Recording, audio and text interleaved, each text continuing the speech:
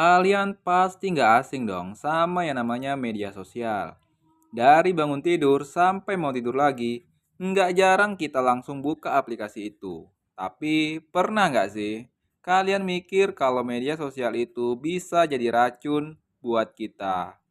Bukan cuma buat hiburan, media sosial itu juga punya dampak negatif yang kadang nggak kita sadari. Pertama, kalau ngomongin dampak buruk media sosial, kita nggak bisa lepas dari yang namanya stres dan kecemasan.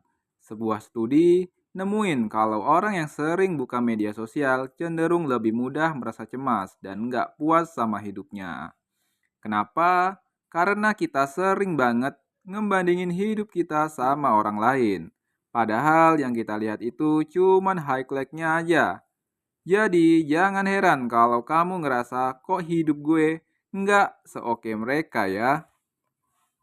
Yang kedua, media sosial bisa bikin mental kita gampang terguncang. Misalnya nih, kalian pasti pernah ngerasain FOMO kan? Yaitu perasaan takut ketinggalan sesuatu yang lagi happening. Misalnya teman-teman lagi ngumpul, liburan, atau punya pencapaian tertentu, dan kita cuma bisa lihat lewat layar. Perasaan kayak gitu lama-lama bikin kita ngerasa rendah diri. Kita lupa kalau kehidupan orang lain nggak sesuai dengan yang kita lihat di Instagram ataupun TikTok. Padahal bisa jadi mereka juga punya masalah sendiri. Lalu ada juga nih masalah waktu. Coba deh hitung, berapa lama kalian habisin waktu cuma buat scroll timeline? 10 menit? 30 menit? Eh, tahu-tahu, udah berjam-jam aja.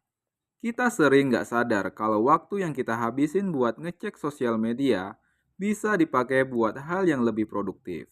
Padahal, waktu itu kan nggak bisa balik lagi. Jadi, kenapa nggak coba untuk lebih mindful dan pakai waktu kita dengan lebih bijak? Jadi, gimana dong cara ngurangin dampak negatif media sosial? Pertama, coba deh tentuin waktu buat buka media sosial. Misalnya, cuma 30 menit di pagi hari atau sebelum tidur. Bisa biar nggak kebablasan. Terus pilih konten yang positif dan inspiratif. Follow akun-akun yang ngajarin kita ke hal-hal baru atau bikin kita lebih semangat. Bukan yang bikin kita ngerasa iri. Dan yang terakhir, jangan takut buat unfollow atau mute akun yang bikin kita ngerasa nggak enak. Ingat, media sosial itu harusnya bikin hidup kita lebih baik, bukan malah bikin hidup kita jadi stres. Jadi, setelah dengerin ini, gimana menurut kalian?